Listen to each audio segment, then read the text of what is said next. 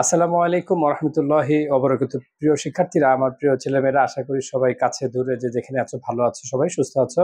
ছেলেমেয়েরা, আমরাও ভালো আছি আলহামদুলিল্লাহ। ছেলেমেয়েরা, তোমাদের কিন্তু প্রায় প্রত্যেকটা কলেজের প্রিটেস্ট পরীক্ষা চলছে এবং তোমাদের প্রিটেস্ট পরীক্ষার হিসাব বিজ্ঞানের সেকেন্ড পেপারের আর্থিক বিবরণী কিন্তু প্রায় সবার আছে। হ্যাঁ ছেলেমেয়েরা, আমি কয়েকটা গুরুত্বপূর্ণ আর্থিক বিবরণীর দ্বিতীয় পত্র আর্থিক বিবরণী কয়েকটা সমন্বয় বলছি, তোমরা এই সমন্বয়গুলো ভালো করে রিভিশন দিয়ে যাবে, ইনশাআল্লাহ ইনশাআল্লাহ দেখবে তোমাদের পরীক্ষা ভালো হবে।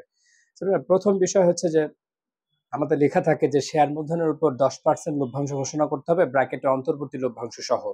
এক্ষেত্রে আমরা কি করব ছেলেমেয়েরা? আমরা রেওয়া মিলের যে শেয়ার মূলধন আছে, আমরা আগে দেখব রেওয়া মিলের ডেবিট পাশে শেয়ার মূলধন থাকবে ক্রেডিট পাশে, আর ডেবিট পাশে দেখব অনাদায়ী তলব বা বকেয়া তলব আছে কিনা। যদি আমাদের রেওয়া মিলে অনাদায়ী তলব বা বকেয়া তলব থাকে, প্রথমে ক্যালকুলেটরে শেয়ার মূলধন থেকে সে অনাদায়ী তলব বা বকেয়া তলব বাদ দিব। তারপরে আমরা কি করব, ওই 10% 5% যা বলবে এই শেয়ার মূলধনের উপর 10%, 1 লক্ষ টাকা 10%, 10,000 বের করে আমরা প্রস্তাবিত লভ্যাংশ লিখবো একবার সংরক্ষিত আয় বিবরণীর ব্যয়ের অংশে, আর একবার লিখবো আর্থিক অবস্থা বিবরণীর চলতি দায়ে। প্রস্তাবিত লভ্যাংশ যেহেতু সমন্বয়ের এন্ট্রি, সেহেতু একবার আর্থিক অবস্থা বিবরণীর ব্যয়ের অংশে, আর একবার সংরক্ষিত আয় বিবরণীর ব্যয়ের অংশে, আর একবার আর্থিক অবস্থা বিবরণীর চলতি দায়ে। তোমরা আশা করি বুঝতে পেরেছো। ছেলেমেয়েরা, এক্ষেত্রে আরেকটা বিষয় থাকে, লেখা থাকে যে বলা থাকে যে শেয়ার মূলধনের উপর 10% লভ্যাংশ ঘোষণা করতে হবে, ব্র্যাকেটে লেখা থাকে অন্তর্বর্তীকালীন লভ্যাংশ সহ। ছেলেমেয়েরা, এই অন্তর্বর্তী লভ্যাংশ কোথায় কাজ করে সেটা আমাদের আগে জানতে হবে। অন্তর্বর্তী লভ্যাংশ অন্তর্বর্তীকালীন লভ্যাংশ সংরক্ষিত আয় বিবরণীর ব্যয়ের অংশে যায়, সেটার কাজ তো যথারীতি হবেই।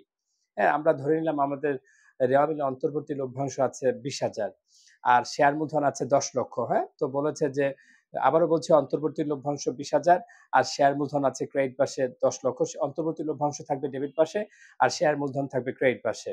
তো আমাদের সমন্বয় কি বলেছে? আবারও বলছি, অন্তর্বর্তী লভ্যাংশ আমরা ধরে নিলাম 20,000 আর শেয়ার মূলধন 10 লক্ষ। হ্যাঁ, আর সমন্বয় বলছে যে শেয়ার মূলধনের উপর 10% লভ্যাংশ ঘোষণা করতে হবে, ব্র্যাকেটে লেখা আছে অন্তর্বর্তী লভ্যাংশ সহ। এখন এই কাজটা আমরা কিভাবে করব? আমরা তো জানি যে সংরক্ষিত আয় বিবরণীর ব্যয়ের অংশে অন্তর্বর্তী লভ্যাংশ, সেটা আমরা আগে লিখব। অন্তর্বর্তী লভ্যাংশ 20,000। আর এখন আমরা প্রস্তাবিত লভ্যাংশ বের করব। প্রস্তাবিত লভ্যাংশ শেয়ার মূলধনের উপর বের করতে হয়। আমাদের শেয়ার মূলধন আছে 10 লক্ষ, এটার উপর 10% এসেছে 1 লক্ষ।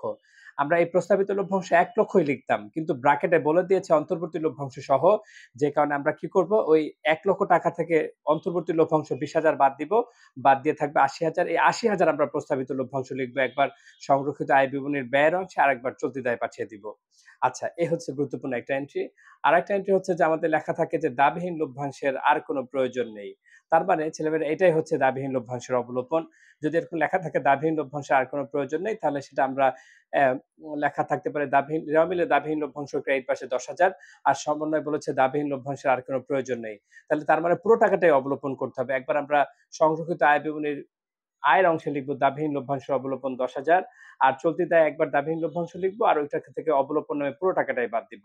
আর যদি বলা থাকে দাবিহীন লভ্যাংশের অর্ধেকের আর কোনো প্রয়োজন নাই বা অর্ধেকের অবলোপন করো, তো 10,000 অর্ধেক 5,000 আমরা একবার সংরক্ষিত আয় বিবরণীর আয়ের অংশে লিখবো দাবিহীন লভ্যাংশের অবলোপন 5,000, আবার চলতি দায়ে দাবিহীন লভ্যাংশ লিখবো, ওখান থেকে অবলোপন বাদ দিব 5,000। 10,000 থেকে 5,000 বাদ দিলে থাকবে 5,000।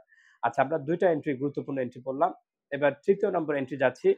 লেখা থাকে কি আমাদের যে সঞ্চিত তহবিলে ১ লক্ষ টাকায় উন্নীত করো, ১ লক্ষ টাকায় বৃদ্ধি করো।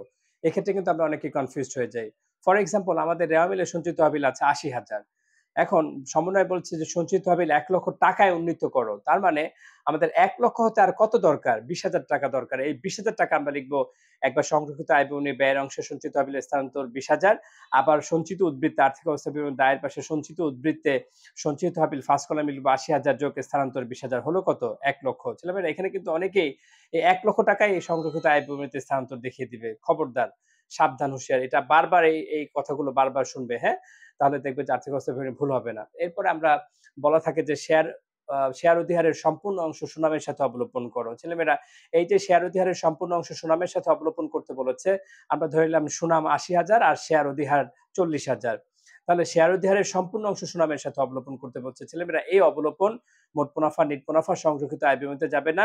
এটা আর্থিক অবস্থার বিবরণীতে কাজ হবে। একবার সুনাম থেকে বাদ দিব শেয়ার অধিহার, আরেকবার শেয়ার অধিহার সুনাম ৮০,০০০ মানে শেয়ার অধিহার ৪০,০০০ থাকবে। 40,000 আর সঞ্চিত উদ্বৃত্তে শেয়ার অধিহার 40,000 মাইনাস সুনামের অবলম্বন 40,000 পুরো টাকাটাই বাদ দিয়ে দিব। হ্যাঁ? তাহলে তো ছেলেমেয়েরা এই এন্ট্রিগুলো যারা মনোযোগ সহকারে শুনবে, প্র্যাকটিস করবে, বুঝবে তাদের কিন্তু আশা করছি যে আর্থিক অবস্থার নিয়ে এক্সেপশনাল যে এন্ট্রিগুলো আসে সেগুলো নিয়ে আর সমস্যা হবে না। আজকে এই পর্যন্ত শেষ করছি। সবার সাথে অন্য কোনো ভিডিওতে দেখা হবে। যাদের টেস্ট পরীক্ষা আজকে, কালকে, আজকে তো নেই, কালকে, পরশু আছে বিভিন্ন কলেজের ভিকনেস, আইডিয়াল, নটরডেম কলেজ থেকে শুরু করে তারা সর্বাত্মক প্রস্তুতি নেবে যেন পরীক্ষাটা ভালো হয়। ধন্যবাদ সবাইকে।